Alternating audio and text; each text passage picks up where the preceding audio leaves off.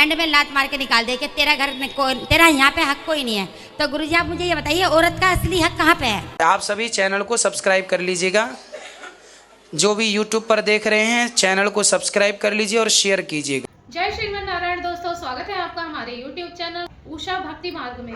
तो आज हम बात करेंगे ऐसी महिला की जो कि पंडाल में आती है और कहती है गुरुजी शादी के बाद जब बच्चे बड़े हो जाते हैं, उनकी शादी हो जाती है, तो इसके बाद पति ये क्यों कहता है कि आपका घर मैके में है और मैके वाले कहते हैं कि तेरा घर ससुराल में है। तो दोस्तों इसके बाद पति हमें लात मार के बाहर निकाल दे या हमारा अपमान करे, तो दोस्तों वो महिला ये बात हमारे गुरुजी से पूछ रही है। तो बने रहिए हमारे साथ, वीडियो के अंत तक देखिए कि गुरुजी क्या समझाते हैं उस महिला को।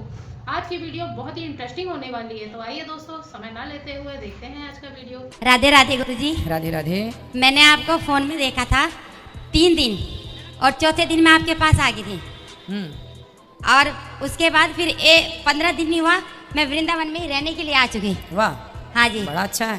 पर मेरे 2-3 सवाल है गुरुजी। बोलिए। आप ये बताइए, जब एक बेटी अपना परिवार छोड़ के आती है पति के घर और वो पति उसका निंदा ही निंदा करता रहता है, जब बच्चे बड़े हो जाए, सब कुछ हो जाए, औरत का असली हक के घर हक बताइए, भी वो माँ बाप के घर पे होता है या पति के पास होता है? पति के पास ही है। और वो पति जब बच्चों से या माँ बाप से लात लगवा करके निकाल दे तो फिर क्या करना चाहिए? तो भाई पति को समझाया जाए, इसलिए हम कहा करते हैं कि गृहस्थ की शुरुआत केवल संस्कारों से हो। जैसी शादी हो सबसे पहले दुल्हा दुल्हन को किसी सदगुरु के द्वारा सत्संग से जोड़ दो, ताकि जीवन में सारी जिंदगी उनको संस्कारमय जीवन जीने का अवसर प्राप्त हो जाए। यदि संस्कारवान दोनों होंगे पति और पत्नी तो ये नौबत ही नहीं आएगी लात मारने की और घर से निकालने की। संस्कारहीन होंगे तो ये तो स्थितियां जीवन भर बनी रहेंगी। इसलिए शादी आजकल क्या है, शादी हुई कुल्लू मनाली चले जाते हैं, है ना। अरे शादी हुई तो पहले वृंदावन आओ, बिहारी जी का दर्शन करो और सत्संग से अपनी जिंदगी की शुरुआत करो, गृहस्थी की शुरुआत करो। संस्कार यही है। और एक दूसरी बात है गुरुजी, जैसे मैं पूजा करती हूँ, लड्डू गोपाल की सेवा भी करती हूँ, कुछ भी, तो जहाँ भी मैं सारा काम करके पूजा करने बैठी, बोलिए तेरा भगवान हमें खाने को नहीं देगा, या तो इसे बाहर फेंक क्या या तू घर में रह ले। फिर उसने अपने बेटे से कई बार मुझे पिटवाया भी। आपकी सास ने? नहीं, पति ने। सास ने तो कभी बहू माना ही नहीं है। अच्छा। 5 भाई हैं। मेरे पति दिल्ली पुलिस में थानेदार हैं। अच्छा। मेरे पापा भी यूपी पुलिस में थानेदार हैं। मेरे भाई जो हैं वो दिल्ली पुलिस में ही ट्रैफिक पुलिस में कमिश्नर हैं। वाह, बढ़िया है। लेकिन नसीब माँ बाप कह देते हैं कि बेटी का घर ससुराल वालों के, पति के घर है। पति कहता है तेरा घर अपने घर चलिए, तेरा घर तो माँ बाप के है। तो असली घर या तो भगवान के ही है या फिर आपके बच्चे हैं? बच्चे हैं जी, दिल्ली पुलिस की तैयारी कर रही है, बेटी है।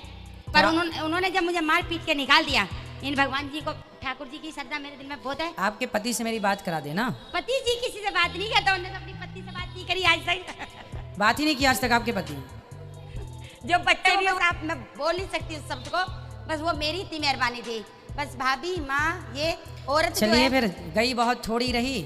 अब जैसे हाथी निकल गया, पूंछ पूंछ बची, जिंदगी चली गई है बहुत, अब थोड़ी बची है, उसे भगवान के चरणों में समर्पित करके निकाल लीजिए। हाँ तो गुरुजी उन्होंने मेरा अपमान करके निकाल दिया। मेरे नाम मकान भी है, सब कुछ है, नहीं मैं खर्चा नहीं दूंगा, मैंने कोर्ट में डाल दिया। तो आपके पास मकान, आपके पास है मकान? हाँ जी, मेरे दिल्ली में अपना 200-250 गज का मकान है, मेरे नाम है। किसने नाम कराया? मेरे पापा ने लिया था। हाँ तो है तो आपका घर, आप कह रहे हैं घर तो का। वो तो वहाँ से भी भगा दिया, मैं तो यही आपके सामने ही आश्रम में रह रही हूँ। ठीक है, बिहारी जी की शरण में हैं, खुश रहिएगा। पर एक बात है गुरुजी, अगर कोई इंसान हमेशा औरत का अपमान करता रहे, एक लिमिट होती है बर्दाश्त करने की। सही है। उस अपमान करने वाले का अगर एक स्त्री भी उसका अपमान कर दे तो क्या रहेगा? अरे स्त्री तो फिर अपने रूप में आएगी तो फिर भद्रकाली महाकाली बन जाएगी। बताइए। बिल्कुल बताएंगे हम। तो बताइए, अगर जो एक बेटा बाप की चाट माँ के रेपटे रेपटे बजा रहा है तो उस बेटे का क्या? तो आप भी कभी कभी बन जाया करो भद्रकाली। हाँ जब बन जाएंगे तो अपने आप सरेंडर हो जाएगा सामने वाला। हाँ तो मैं बन गई, मैं कोर्ट में डाल दिया, खर्चा नहीं। ऐसा कोर्ट कचहरी वाला नहीं, कभी बन जाते हैं बिल्कुल ऐसे। अजी ये इनकी चौधरी की बात जो होती है ना, जो जाट होते हैं, जाट ये उल्टे ही किस्म के आदमी होते हैं। और खास करके पुलिस वालों की तो नजर भी तेरी औरत को कोई ना देख रहा, तू सबकी को देख। चलिए, सबकी देखिए, सबकी अपनी पर्सनल सोच होती है, सबके अपने पर्सनल विचार होते हैं। हम ये नहीं कह सकते कि सब ऐसे हैं ना, सब बहुत अच्छे होते हैं। कुछ होता है भाई, आम के पेड़ में भी बहुत आम बहुत अच्छे होते हैं, तो कुछ आम ऐसी टिर्री सा निकल जाता है। पर गुरुजी जो एक औरत अपनी ईमानदारी से बच्चों को पाल रही है, सब चलो अब देखो, इन बातों का कोई अर्थ नहीं है कि पहले आपके साथ क्या हुआ। अब इससे फर्क पड़ेगा कि आप वर्तमान में कैसे जी रहे हैं। खुश रहिए, प्रसन्न रहिए। यदि घर की बातों को बना सकें, पति पत्नी मिलकर रह सकें, यदि आपके प्रयास से सब बन जाए, यदि सत्संग सुनने सुनाने से बन जाए, तो जोड़ लेने में देखो हमारा सिद्धांत तो ये है, रिश्तों में कभी कैंची नहीं चलानी चाहिए। रिश्तों में तो सदा सुई चलानी चाहिए ताकि रिश्ते प्रेम के धागे से जुड़े रहें। कैंची चलाने से रिश्ते टूट जाते हैं। गुरुजी उन्होंने तो तलाक के लिए बोल दिया। मैं कहा चल चलिए, आपको लेना है तलाक? है, मैंने तो बोलता लेना है तो ले लो। बोले अब फिर तो आप तलाक लेके क्या करेंगे? एक बेटे ने तो मेरे को मारा था। बेटे ने मारा जी, और मेरे पति ने खड़ा होकर पिटवाया था।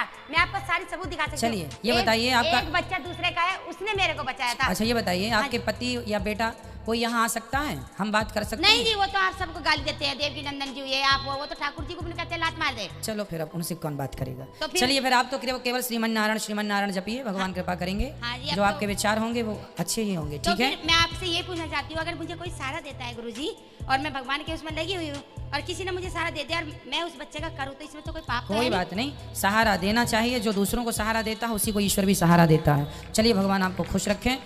और किसका सवाल है? ये आगे ले आइए, ये बहन खड़ी हैं, इनका। चलिए भगवान सबको सुखी रखें। सत्संग इसलिए देखिए सबके लिए आवश्यक है, पत्नी के लिए भी, पति के लिए भी, पुत्र के लिए भी, नाती को, सबके लिए।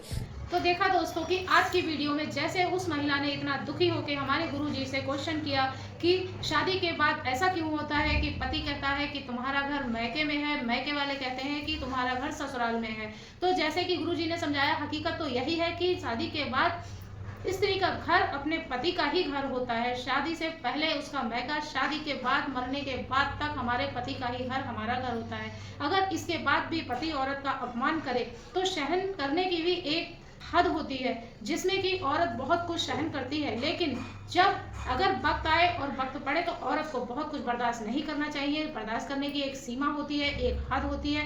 हर औरत को अपने हक की लड़ाई लड़नी चाहिए। तो दोस्तों आज की वीडियो से आपको जो भी ज्ञान प्राप्त हुआ हो, आप हमें कमेंट बॉक्स में कमेंट करके जरूर बताएं। और हाँ, अभी तक अगर आपने हमारे चैनल को सब्सक्राइब नहीं किया है तो हमारे चैनल को सब्सक्राइब कर लें, हमारी वीडियो को लाइक कर दें। और हाँ दोस्तों, बेल वाला बटन दबाना बिल्कुल ना भूलें। ज़्यादा से ज़्यादा हमारी वीडियो को लाइक व सब्सक्राइब करें। कमेंट में राधे राधे लिखना बिल्कुल ना भूलें। मिलेंगे ऐसी ही किसी अन्य वीडियो के साथ, तब तक के लिए राधे राधे।